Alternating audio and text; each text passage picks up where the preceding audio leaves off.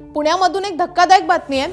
पुणे जिल्ह्यामधल्या ग्रामीण भागामध्ये बिबट्यांची दहशत वाढली असतानाच आता शहरातही बिबट्या शिरल्याची घटना समोर आली आहे। औंध परिसरामधल्या रहिवाशांना पहाटेच्या सुमारास बिबट्याचं दर्शन झाल्यामुळे परिसरात भीतीचं वातावरण पसरलंय।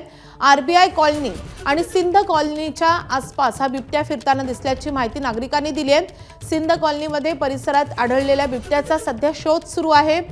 थर्मल ड्रोनसह अत्याधुनिक तंत्रज्ञानाचा वापर करून परिसराची काटेकोर तपासणी सुरू आहे।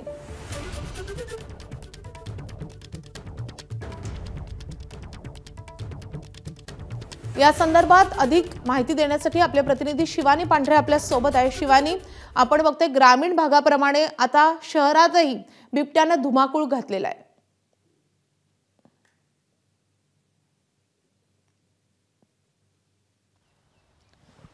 पुण्यातल्या आपण जर बघितलं तर औंध मधल्या सिंध सोसायटीमध्ये आहे। पुण्यातल्या मागील काही दिवसांमध्ये ग्रामीण भागात आहे ते बिबट्याची दहशत आपल्याला पाहायला मिळते। अनेक पिंजरे तिथे लावले होते, अनेक बिबट्यांना जेरबंद करण्यात आलं होतं। मात्र आता पुण्यातील औंध भागातील सिंध सोसायटीमध्ये बिबट्या शिरल्याची माहिती आली होती काल, आणि पहाटे 4 वाजता इथल्या वॉचमनला हा बिबट्या दिसला होता आणि त्यानंतर त्यांनी रेस्क्यू टीमला आणि वन विभागाला माहिती देखील दिली होती। आपण जर बघितलं तर सिंध सोसायटीमध्ये काल रेस्क्यू ऑपरेशन राबवण्यात आलं होतं। अनेक वन विभागाचे पोलीस असतील किंवा बाकी सगळे अधिकारी असतील हे या ठिकाणी होते आणि ड्रोनच्या माध्यमातून देखील बिबट्याचा शोध घेणं सध्या सुरू आहे। रात्रभर हा सगळा शोध आहे या वन विभागाच्या अधिकाऱ्यांनी घेतलाय। मात्र सिंध सोसायटी जवळ जर अजून काही अशी परिस्थिती निर्माण झाली तर त्यांनी वाईल्ड लाईफ रेस्क्यू टीमची जी ही ॲम्ब्युलन्स आहे ही ॲम्ब्युलन्स या ठिकाणी ठेवली आहे आणि आत काही अधिकारी देखील आहेत।